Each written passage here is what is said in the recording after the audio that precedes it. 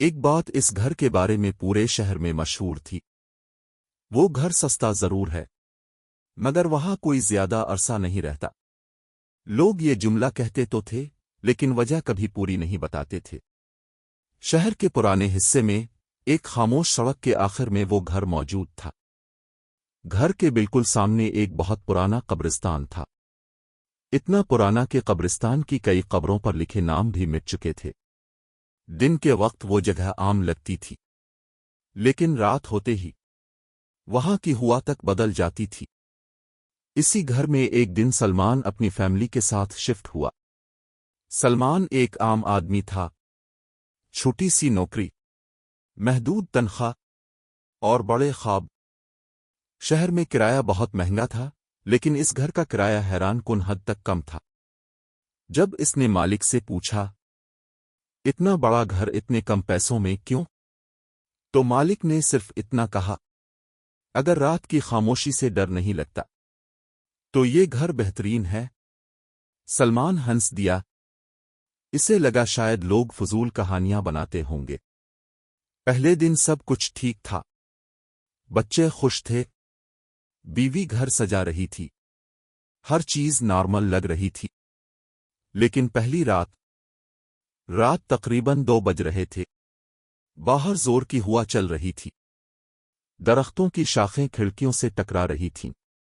تبھی ٹھک ٹھک ٹھک دروازے پر کسی کے چلنے کی آواز آئی۔ سلمان کی آنکھ کھل گئی، وہ چند سیکنڈ خاموش لیٹا رہا، پھر آواز دوبارہ آئی، ٹھک ٹھک ٹھک۔ ایسا لگ رہا تھا جیسے کوئی گیلی مٹی والے قدموں سے آہستہ آہستہ دروازے کے قریب چل رہا ہو۔ سلمان اٹھا، دل عجیب طرح دھڑک رہا تھا۔ وہ کھڑکی کے پاس گیا، پردہ ہلکا سا ہٹایا، باہر کوئی نہیں تھا، صرف قبرستان اور ہلکی دھند۔ وہ واپس بستر پر آ گیا۔ صبح دروازہ کھولا تو اس کے جسم میں جیسے بجلی دوڑ گئی۔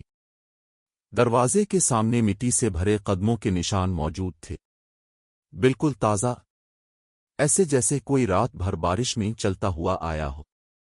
لیکن عجیب بات یہ تھی، قدموں کے نشان صرف آنے کے تھے، واپس جانے کے نہیں۔ سلمان نے سوچا شاید کسی بچے کی شرارت ہوگی، اس نے پانی ڈال کر نشان مٹا دیے۔ لیکن اگلی رات وہی آواز دوبارہ آئی، ٹھک ٹھک ٹھک۔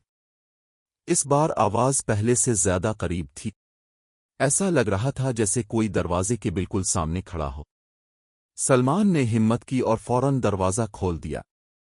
باہر کوئی نہیں تھا، صرف ٹھنڈی ہوا اور قبرستان کے درمیان ایک سفید سا سایہ جو چند لمحوں میں دھند میں غائب ہو گیا۔ اس رات سلمان کو نیند نہیں آئی۔ صبح پھر وہی قدموں کے نشان موجود تھے، اس بار پہلے سے زیادہ واضح۔ اور ایک نئی چیز، دروازے پر مٹی سے ایک لفظ لکھا تھا، واپس۔ سلمان کے ہاتھ کانپ گئے، اس نے فوراً مٹی صاف کر دی، لیکن اس کی بیوی نے بھی اب خوف محسوس کرنا شروع کر دیا تھا۔ چند دن گزرے، رات کی آوازیں بڑھنے لگیں، کبھی چھت پر قدموں کی آواز، کبھی کھڑکی کے باہر کسی کے سانس لینے جیسی آواز، کبھی ایسا لگتا جیسے کوئی بچے کے کمرے کے باہر کھڑا ہو۔ پھر ایک رات سلمان کے بیٹے علی نے روتے ہوئے کہا، بابا، وہ گندے کپڑوں والا انکل مجھے دیکھ رہا تھا۔ کمرے میں خاموشی چھا گئی۔ کون انکل؟ علی نے کھڑکی کی طرف اشارہ کیا۔ وہ قبرستان سے آتا ہے۔ سلمان فوراً کھڑکی کے پاس گیا۔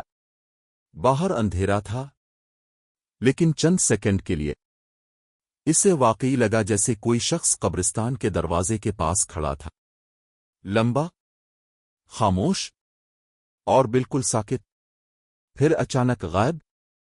اب سلمان ڈرنے لگا تھا۔ اگلے دن اس نے محلے کے ایک بوڑھے شخص سے اس گھر کے بارے میں پوچھا۔ بوڑھے نے فوراً نظریں جھکا لے، تم نے وہاں رہنے کی غلطی کر دی۔ سلمان نے بے چینی سے پوچھا، آخر وہاں ہے کیا؟ بوڑھا آہستہ آواز میں بولا۔ بہت سال پہلے اس گھر میں ایک شخص رہتا تھا۔ وہ ہر رات قبرستان جاتا اور ایک دن اچانک غائب ہو گیا۔ لوگ کہتے ہیں وہ واپس آیا تھا، لیکن انسان بن کر نہیں۔ سلمان خاموش ہو گیا، اور جو بھی اس گھر میں رہنے آیا اسے رات میں قدموں کی آوازیں سنائی دیتی رہیں۔ پھر بوڑھے نے سلمان کی آنکھوں میں دیکھتے ہوئے کہا، پھر ایک دن وہ لوگ بھی غائب ہو گئے۔ اس رات سلمان نے فیصلہ کیا کہ وہ جاگتا رہے گا۔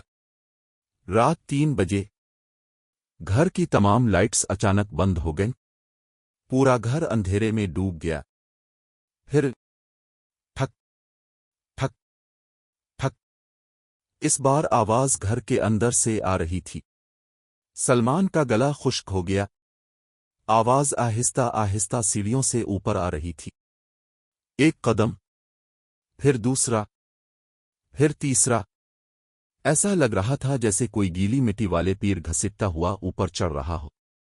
سلمان نے کانپتے ہاتھوں سے موبائل کی فلیش آن کی۔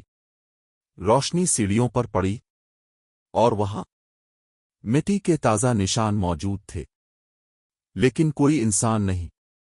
آواز اب بھی آ رہی تھی، ٹھک ٹھک ٹھک، اور پھر اچانک آواز رک گئی۔ پورے گھر میں مکمل خاموشی چھا گئی۔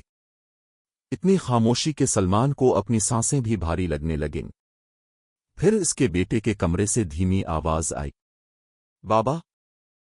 لیکن وہ علی کی آواز نہیں تھی۔ سلمان کا جسم سن ہو گیا۔ آواز دوبارہ آئی، بابا! دروازہ کھولو۔ اس بار آواز میں عجیب خرابی تھی، جیسے کوئی انسان بننے کی کوشش کر رہا ہو۔ سلمان آہستہ آہستہ کمرے کی طرف بڑھا۔ دروازہ آدھا کھلا تھا، اندر اندھیرا تھا، اور کھڑکی کے پاس کوئی کھڑا تھا، لمبا، مٹی سے بھرا ہوا، اور اس کا چہرہ مکمل سیاہ، صرف آنکھیں بہت سفید۔ وہ آہستہ آہستہ سلمان کی طرف ماڑا اور مسکرایا۔ اسی لمحے پورے گھر کی لائٹس واپس آ گئیں۔ کمرہ خالی تھا، لیکن فرش پر قبرستان کی گیلی مٹی پھیلی ہوئی تھی، اور دیوار پر انگلیوں سے ایک جملہ لکھا تھا، اب تم واپس نہیں جا سکتے۔ اس رات کے بعد سلمان کی فیملی نے وہ گھر چھوڑ دیا، لیکن اصل خوف تب شروع ہوا، کیونکہ نئے گھر میں شفٹ ہونے کے اگلے دن صبح دروازے کے باہر پھر وہی مٹی والے قدموں کے نشان موجود تھے، صرف آنے کے، واپس جانے کے نہیں۔